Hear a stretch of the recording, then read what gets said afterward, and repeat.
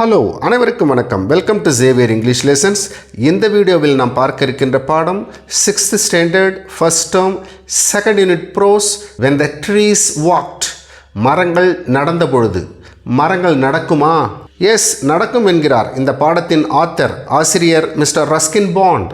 Come on, let us enjoy the prose.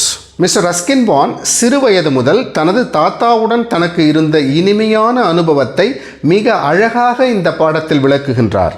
தனது தாத்தாவின் மேல் அவர் கொண்டிருந்த அளவு கடந்த மரியாதை, பாசம், உயர்ந்த எண்ணம் ஆகியவற்றை இப்பாடம் அழகாக விளக்குகின்றது.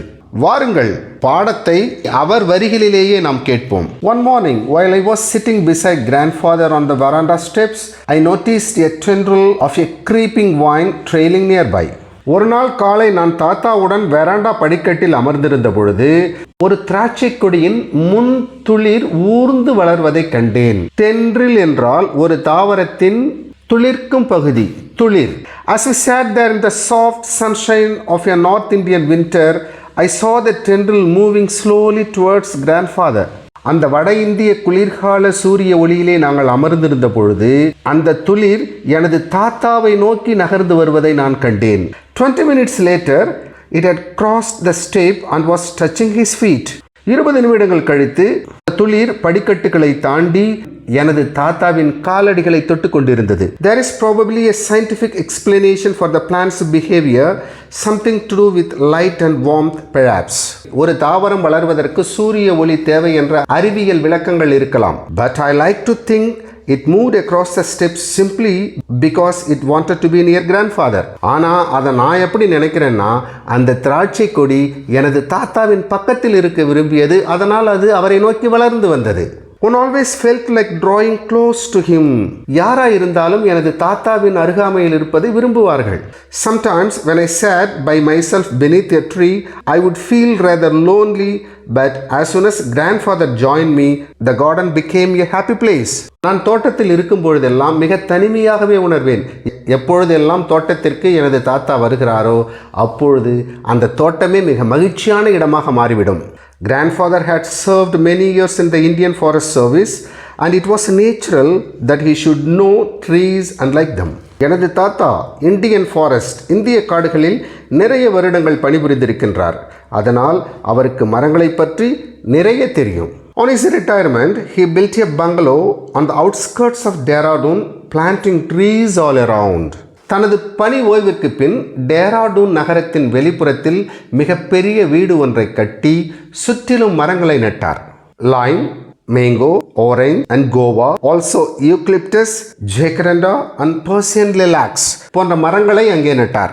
ஜேக்கரண்டா என்றால் ஊதா நிறத்தில் பூக்கள் பூக்கும் ஒரு செடி. பர்சியன் லிலாக்ஸ் என்றால் மலைவேம்பு மரங்கள். In the fertile Doon Valley, plants and trees grew tall and strong. செழிப்பான அந்த டேராடூன் பள்ளத்தாக்கிலே மரங்களும் செடிகளும் உயரமாகவும் வலுவாகவும் வளர்ந்தன. There were other trees in the compound before the house was built, including an old people that had forced its way through the walls of an abandoned outhouse, knocking the bricks down with its vigorous growth. புதிய வீட்டை எங்க கட்டும் முன் அங்கு மிகப்பெரிய அரச மரம் ஒன்று இருந்தது. அங்கு ஏற்கனவே இருந்த பழைய வீட்டின் செங்கற்களை இடித்து கீழே தள்ளும் அளவிற்கு அதன் கிளைகள் நீண்டு உயர்ந்து வளர்ந்திருந்தன.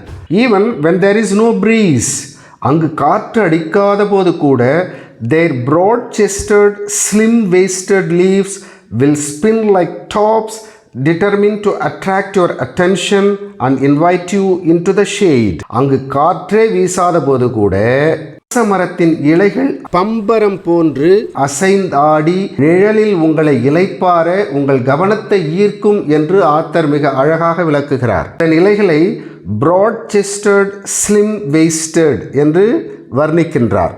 இலையின் அடிப்பகுதி மிக அகன்று இருக்கிறதல்லவா, அதை broad-chested என்று கூறுகிறார்.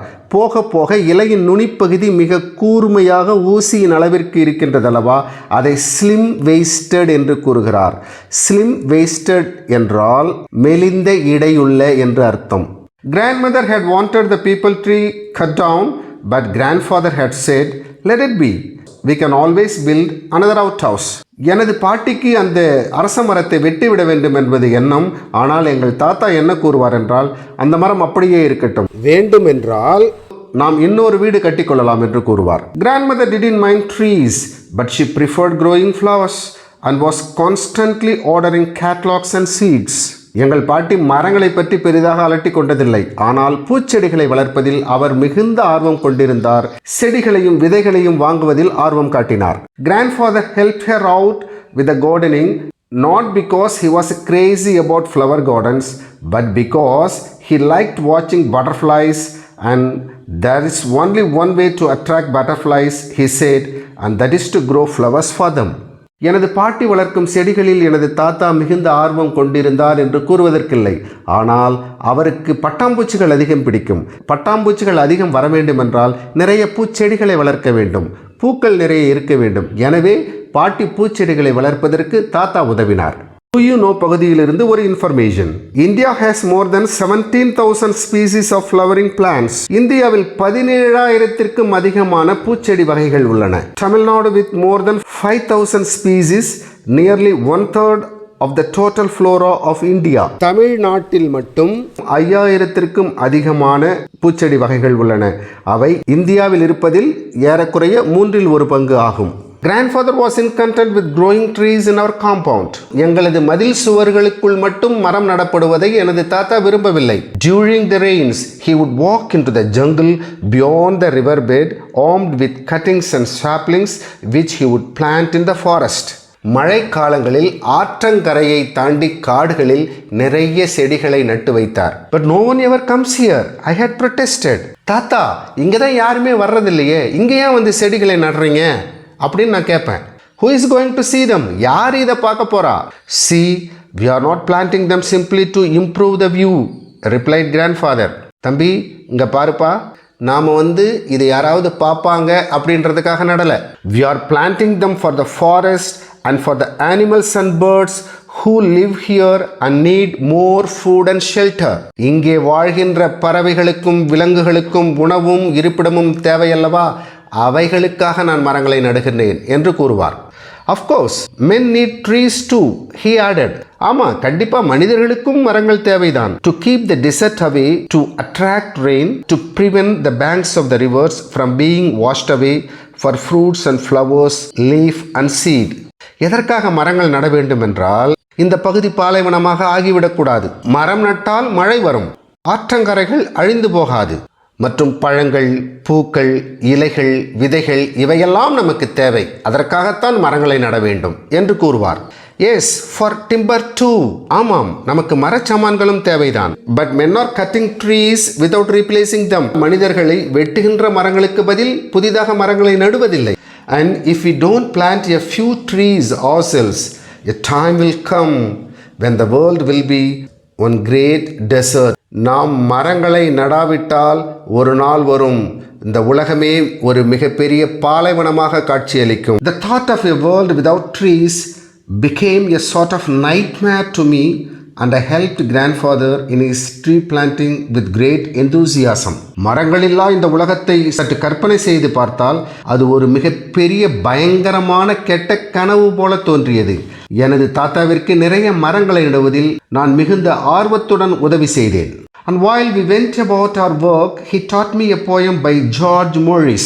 இந்த செடி நடும் பணிகளில் நாங்கள் ஈடுபட்டிருக்கும் பொழுது எனது தாத்தா ஜார்ஜ் மோரிஸ் எனும் போயட் எழுதிய ஒரு போயம் எனக்கு கற்றுக் கொடுத்தார். Woodman, spare the tree.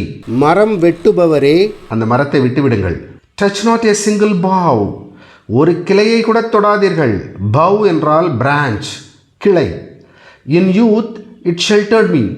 நான் இளைஞனாக இருந்த பொழுது அது எனக்கு நிழல் கொடுத்தது. And I'll protect it now. நான் இப்பொழுது அதை பாதுகாப்பேன்.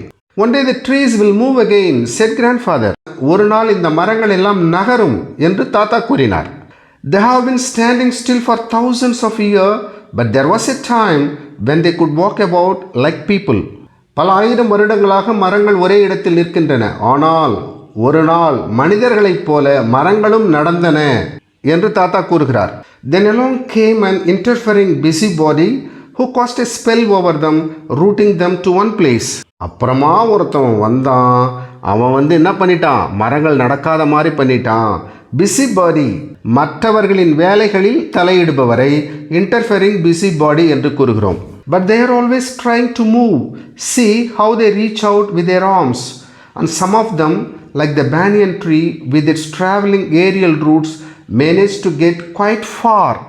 ஆலமரத்தை பாருங்கள், அதனுடைய விழுதுகள் தரையில் விழுந்து ஊன்றி அதுவே வேறாக மாறி மிக பெரிய மரமாக மாறி தனது கிளைகளை அகல விரித்து கொண்டே செல்கின்றது. இதைத்தான் மரங்கள் நடக்கின்றன என்று கூறுகிறார். அப்போ அந்த இன்டர்ஃபியரிங் பிஸி பாடி யாருங்க? மக்களைத்தான் கூறுகிறார். அதுவும் மரங்களை வெட்டுகின்ற மக்களை கூறுகிறார். மரங்களை வெட்டுகிறார்கள், ஆனால் மீண்டும் செடிகளை நட மறுக்கிறார்கள். அவர்களை தான் இன்டர்ஃபியரிங் பிஸி பாடி, மற்றவர்கள் விஷயத்தில் தலையிடுபவர்கள் என்று கூறுகிறார். We found an island, a small rocky island in a dry river bed. காய்ந்து போயிருந்த ஒரு ஆற்றங்கரையோரம் பாறைகள் நிறைந்த ஒரு தீவை கண்டோம். which are completely dry in summer. அவைகள் கோடை காலத்தில் மிகவும் வறண்டு போயிருக்கும். but flooded during the monsoon rains. பருவகால மழை சமயத்தில் ஆற்றில் வெள்ளம் புரண்டு ஓடும். a small mango tree was growing on the island. if a small tree can grow here, said grandfather, so can others. ஒரு மாமரம் வளர்ந்திருந்ததை கண்டார். அதை கண்டு தாத்தா, ஒரு மரம் இங்கு வளரும் என்றால் மற்ற மரங்கள் ஏன் வளராது என்று கேட்டார். As soon as the rains set in and while rivers could still be crossed, we set out with a number of tamarind, laburnum, coral tree saplings and cuttings and spent the day planting them on the island. பருவமழை முடிந்தவுடன், ஆற்றை கடக்கக்கூடிய அளவுக்கு தண்ணீர் குறைந்தவுடன், புளியமரம், லேபனம், கோரல் tree இவைகளின் செடிகளை கொண்டு நாங்கள் அங்கே அந்த தீவில் நிறைய செடிகளை நட்டோம். Do you know பகுதியிலிருந்து மற்றும் ஒரு information. The Western Ghats is home to nearly 325 globally threatened flora and fauna. Flora and fauna என்றால், flora என்பது தாவரங்கள், fauna என்றால் விலங்கினங்கள். மேற்கு தொடர்ச்சி மலையோரம் உலக அளவில் அழிந்து வருகின்ற 325 தாவர விலங்கினங்கள் இருக்கின்றன என்று கூறுகிறார். Monsoon season was the time for rambling about. At every turn there was something new to see. ஒவ்வொரு பருவமழைக்கு பின்னாலும் பார்ப்பதற்கு மிக சுவாரஸ்யமான விஷயங்கள் இருந்தன. Out of the earth and rock, the leafless boughs, the magic touch of the rain had brought life and greenness. பூமியிலிருந்தும் பாறைகளிலிருந்தும் இலைகள் இல்லாமல் இருந்த மரங்கள் பருவமழைக்கு பின் பசுமையாக இலைகளோடு இருப்பதை பார்ப்பது பிரமிப்பாக இருக்கும். You could see the broad-leaved vines growing. இலைகள் கொண்ட திராட்சை கொடிகள் வளர்வதை பார்க்கலாம். Plants sprang up in the most unlikely of places. எதிர்பாராத இடங்களிலெல்லாம் தாவரங்கள் வளர ஆரம்பிக்கும். A people would take root in the ceiling. ஒரு வீட்டின் மெத்தை பகுதியிலிருந்து ஒரு அரச மரத்தின் விதை முளைத்திருக்கும். A mango would sprout out on the window sill. ஜன்னல் பகுதி ஓரமிருந்து ஒரு மா விதை முளைத்திருக்கும். We didn't like to remove them. களைந்தெறிவதற்கு எங்களுக்கு பிடிக்காது. But they had to go if the house was to be kept from falling down. வளர்ந்தால் வீடுகளுக்கு பாதுகாப்பு இருக்காது, எனவே அவைகளை நாம் களைந்தெறிய வேண்டும். Then came the Second World War and I was sent to a boarding school. பிறகு இரண்டாம் உலகப் போர் வந்தது. அந்த சமயத்தில் நான் தங்கி படிக்கின்ற ஒரு விடுதி பள்ளிக்கு அனுப்பப்பட்டேன். During the holidays I went to live with my father in Delhi. விடுமுறை நாட்களில் டெல்லிக்கு சென்று எனது தந்தையுடன் தங்கியிருந்தேன். Meanwhile, my grandparents sold the house and went to England. ஏற்பட்ட காலத்தில் எனது தாத்தா பாட்டி இருவரும் அந்த வீட்டை விற்றுவிட்டு இங்கிலாந்துக்கு சென்று விட்டார்கள். 2 or 3 years later, I too went to England and was away from India for several years. 2-3 வருடங்கள் கழித்து நானும் இங்கிலாந்து சென்று விட்டேன்.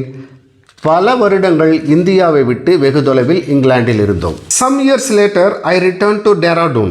சில வருடங்கள் கழித்து நான் டேராடூன் திரும்பி வந்தேன். After first visiting the old house, it hadn't changed much. I walked out of the town towards the river bed. நான் எனது தாத்தா கட்டிய வீட்டை பார்த்தேன்.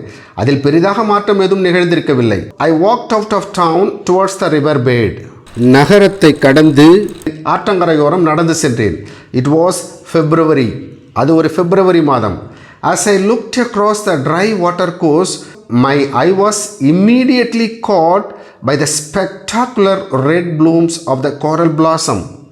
அங்கே கொன்றை மரங்கள் சிவப்பு வண்ணத்தில் பூத்து குலுங்கியதை கண்டவுடன் அந்த அற்புதமான காட்சியை கண்டு வியந்து போனேன். In contrast with the dry river bed, the island was a small green paradise. அப்பொழுது காய்ந்து இருந்த அந்த சிறு தீவு இப்பொழுது பசுமையான சொர்க்கமாக மாறியிருந்தது. When I went up to the trees, I noticed that some squirrels were living in them. நான் அந்த மரங்கள் அருகில் சென்று பார்த்த பொழுது அங்கே நிறைய அணில்கள் வாழ்ந்து வந்ததை கவனித்தேன். The quail, a crow pheasant, challenged me with a mellow, "Who are you? Who are you?" Quail என்றால் குயில், a crow pheasant என்றால் ஒரு பறவை என்னிடம் யார் நீ யார் நீ என்று கேட்பது போன்று எனக்கு தோன்றியது. But the trees seemed to know me. What a wonderful line. Author கூறுகிறார், ஆனால் அந்த மரங்கள் என்னை அடையாளம் கண்டு கொண்டன என்று கூறுகிறார். They whispered among themselves and beckoned me nearer. அவைகளுக்குள் அவை மெதுவாக பேசிக்கொண்டு என்னை அருகே வருமாறு அழைத்தன என்று கூறுகிறார். And looking around, I noticed that other smaller trees, wild plants and grasses had sprung up under their protection. சிறு சிறு மரங்கள், தாவரங்கள், புற்கள் நிறைய வளர்ந்திருந்தன. Yes, the trees we had planted long ago had multiplied. எப்பொழுதோ நாங்கள் நட்ட செடிகள் மரங்கள் இன்று ஏராளமாய் பெருகி இருந்தன. They were walking again. அவைகள் நடக்க ஆரம்பித்தன. இப்பொழுது புரிகிறதா? மரங்கள் நடக்கிறது என்றால் ஒரு மரம் 2 ஆகி 2 4 ஆகி 4 8 ஆகி 8 16 ஆகி அதன் மடங்குகளாய் மரங்கள் வளர்ந்து கொண்டே செல்வதை தான் மரங்கள் நடக்கின்றன, மரங்கள் நடந்தன என்று ஆத்தர் கூறுகிறார். In one small corner of the world, grandfather's dream had come true. ஏதோ ஒரு மூலையில் எனது தாத்தாவின் கனவு நிஜமாகியது என்று ஆத்தர் பெருமிதத்தோடு கூறுகிறார். See the information about the author. Ruskin Bond is an award-winning Indian author of more than 500 books. 100 புத்தகத்திற்கு மேல் நமது ஆத்தர் ரஸ்கின் பாண்ட் எழுதியிருக்கிறார். Short stories, essays and novels. He writes poetry and books for children as well as adults. குழந்தைகளுக்கு மட்டுமல்ல பெரியவர்களுக்கும் புத்தகங்கள் எழுதுகிறார். He lives with his adopted family in Landour in Missouri, India. இந்தியாவில் முசூரி என்னும் இடத்தில் லாண்டூர் என்ற பகுதியில் தேர்ந்து கொண்ட ஒரு குடும்பத்தோடு அவர் வாழ்ந்து வருகிறார். He was awarded the Padma Shri in 1999. 1999 அவருக்கு பத்மஸ்ரீ பட்டம் கொடுக்கப்பட்டது. And Padma Bhushan in 2014. See the glossary. Fertile, வளமையான, செழுமையான என்று பொருள். Able to produce a lot of plants and crops. Abandoned என்றால் கைவிடப்பட்ட, left without care. Vigorous, வலிமையான, healthy and strong. Protested, எதிர்ப்பு தெரிவித்தல். Opposed or disagreed. Nightmare, ஒரு கெட்ட கனவு. A frightening dream. Interfering, stopping, தடுத்தல். Rambling, wandering, திரிதல். Sprout, when seeds begin to grow into small plants. விதையிலிருந்து வளர ஆரம்பிக்கின்ற அந்த துளிர். Spectacular, eye-catching, அற்புதமான. Beckon, to signal someone with your hand to ask the person to come closer and follow. என்னிடம் வா என்னிடம் வா என்று ஒரு கை அசைவினால் கூப்பிடுகிறோம் அல்லவா, அதுதான் beckon. Now we'll see the exercises. Read and understand. Take the most appropriate option. According to the author, the tendril என்றால் துளிர். The tendril was moving towards grandfather because. ஆசிரியரை பொறுத்தவரையில் அந்த துளிர் தாத்தாவை நோக்கி சென்றது. ஏன்? Option A, needed light and warmth. அதற்கு வெப்பம் தேவை. Option B, did not like the light and warmth. அதற்கு அந்த வெப்பத்தை பிடிக்கவில்லை. wanted to be near grandfather. எனது தாத்தாவின் பக்கத்தில் இருக்க விரும்பியது. Option D, wanted to escape from the winter. குளிரிலிருந்து தப்பிக்க விரும்பியது. Option C, wanted to be near grandfather. Grandmother had wanted the people tree cut down because. பாட்டி அந்த அரச மரத்தை ஏன் வெட்டணும்னு சொன்னாங்க. She did not like trees. அவங்களுக்கு மரம் பிடிக்காதா? She wanted to grow flowers. பூச்செடிகளை வளர்க்க வேண்டும் என்று நினைத்தார்களா? It was an old tree. அது பழைய மரமா? It was knocking down the bricks of the outhouse. மரம் அவர்கள் வீட்டின் சுவர்களை இடித்து தள்ளியதா? Option D, it was knocking down the bricks of the outhouse. Grandfather helped grandma out with the gardening because. தாத்தா என் பாட்டிக்கு கார்டனிங்கில் ஹெல்ப் பண்ணார். ஆப்ஷன் ஏ லைக்டு கார்டனிங், அவருக்கு கார்டனிங் பிடிக்கும். Option B wanted to grow flowers to attract butterflies, பட்டாம்பூச்சிகளை ஈர்ப்பதற்காக அவர்கள் பூச்செடிகளை நட்டார்கள். Option C wanted to beautify the garden, தோட்டத்தை அழகுபடுத்த விரும்பினார்கள். Option D wanted to make the house green, அவர்கள் வீட்டை சுற்றி பசுமையாக வைத்திருக்க விரும்பினார்கள். Option B wanted to grow flowers to attract butterflies. Question. The author did not want to plant saplings in the forest because நம்ம ரஸ்கின் பாண்ட் ஆத்தர் இருக்கார் இல்லைங்களா, அவர் காட்டில் செடிகளை நட விரும்பவில்லை. ஏன்? Option A no one would come to see them, யாரும் அதை பார்க்க வரமாட்டாங்கன்னு நினைச்சாரு. Option B it was dangerous to enter the forest, காட்டுக்குள்ளே போகணுன்னா பாதுகாப்பு இல்லை, பயம். Option C it would not be of any use to them, அதை நடுறதுனால யாருக்கும் எந்த பயனும் இல்லை. No one would appreciate them, அவர்களை யாரும் பாராட்ட மாட்டார்கள். Option A no one would come to see them, அதை யாரும் பார்க்க மாட்டாங்க, அதனால நட வேண்டாம் அப்படின்னு சொன்னார். Grandfather felt planting trees would help the forest because, மரம் நடுவது பயனுள்ளதாக இருக்கும் என்று தாத்தா ஏன் நினைத்தார்? He wanted to make the view beautiful, காட்சியை அழகாக்க வேண்டும் என்று நினைத்தாரா? The river bed was dry, ஆற்றங்கரை காய்ந்திருந்ததா? Animals and birds in the forest would love him, காட்டில் வாழ்ந்த விலங்குகளும் பறவைகளும் அவரை அன்பு செய்யும் என்றா? The animals and birds would find it easier to live. Yes, option D. The animals and birds would find it easier to live. பறவைகளுக்கும் விலங்குகளுக்கும் வாழ்வதற்கு வசதியாக இருக்கும். When the author returned from England to Dehradun, இங்கிலாந்திலிருந்து டேராடூனுக்கு திரும்பி வந்த பொழுது he found grandfather's dream had come true because, தனது தாத்தாவின் கனவு நிஜமானதை உணர்ந்தார். ஏனென்றால் old house had changed, பழைய வீடு மாறி இருந்தது. Option B river was full, ஆறு தண்ணீராக நிறைந்திருந்தது. Option C trees had red flowers, அந்த மரங்களில் சிவப்பு வண்ண பூக்கள் இருந்தன. Option D forest covered the island, பொட்டல் காடாக இருந்த அந்த தீவு மரங்களால் நிறைந்திருந்தது. Yes, option D is the right answer. Yes my dear friends, I think this video was very useful to you. Thank you very much. Please subscribe the channel for recent updates. Thank you.